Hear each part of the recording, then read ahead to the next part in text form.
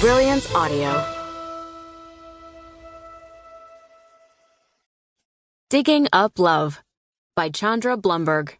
Performed by Keeler Lee and Amir Abdullah.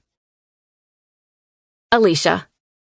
Fighting the exhaustion of a long day spent balancing the books for her grandfather's barbecue restaurant, Alisha looped her scarf around her neck and trudged through the back door into a kitchen permeated with the scent of caramelizing onions. Grandpa hovered over a sizzling steel pot, laughing with his good friend and longtime cook, Hank Murphy. Hank locked eyes with her over Wayne's head and frowned. "Thought you were done for the day, Allie." "I did too." Feet aching, she leaned against the metal counter, and her hip bumped into a plastic package filled with an assortment of green-colored desserts. Rice Krispies treats dusted with green crystals, mini cupcakes topped with clover sprinkles, and perfectly uniform sugar cookies. Pre-packaged baked goods were as out of place in her corner of the kitchen as kale greens in Grandpa's smoker. Who brought these in? She prodded the package with a finger through the pocket of her coat. "You guys know I'm always happy to whip up extra batches for the crew." "That's what I keep telling your granddaddy Wayne." Hank grinned, round face red and shiny with sweat.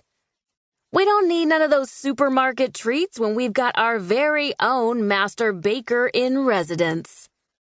In residence. As if Honey and Hickory were a Michelin-starred bistro, not a repurposed general store kitty-cornered to the lone stoplight on Main. Wayne added a handful of chopped bacon to the heavy-bottomed pot in front of him, blue eyes obscured behind foggy glasses. Another pair perched on his thinning white comb-over, a sharp contrast to Alicia's thick black curls, which defied gravity. "And I keep telling both of you, dessert is not the focus of our brand." Alisha mouthed the phrase along with him, and Hank caught her eye and grinned. Well, soon enough, Grandpa wouldn't have to worry about his brand. She bounced on her toes, full of nerves at the prospect of sharing her dreams aloud. Soon. Just a couple of hours now.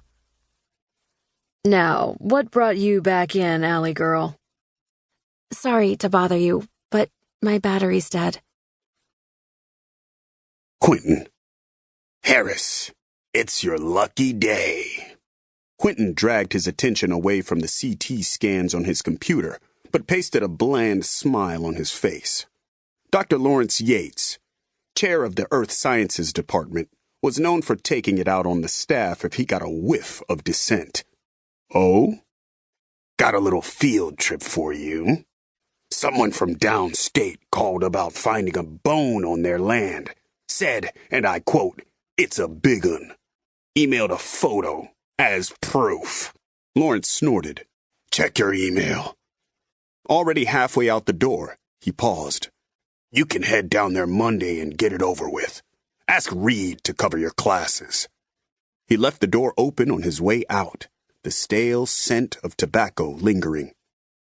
Crossing himself, you could never be too careful, Quentin walked over and peeked out into the hallway.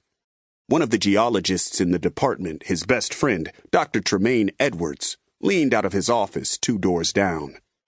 "Is the coast clear?" Not waiting for an answer, Trey jogged over on tiptoe.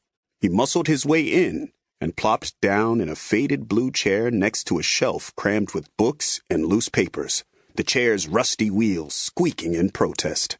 Quentin shut the door and leaned back against it. Think so. But better safe than sorry.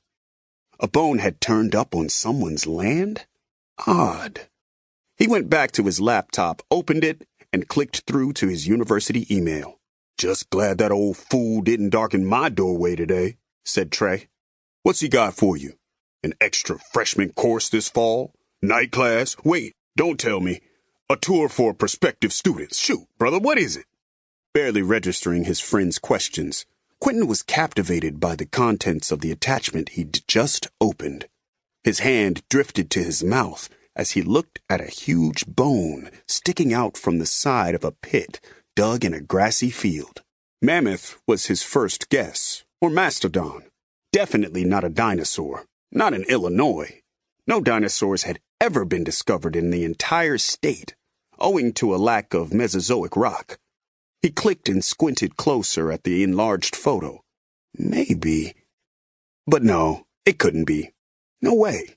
And Lawrence didn't think so either, or he wouldn't have pawned this off on him, right?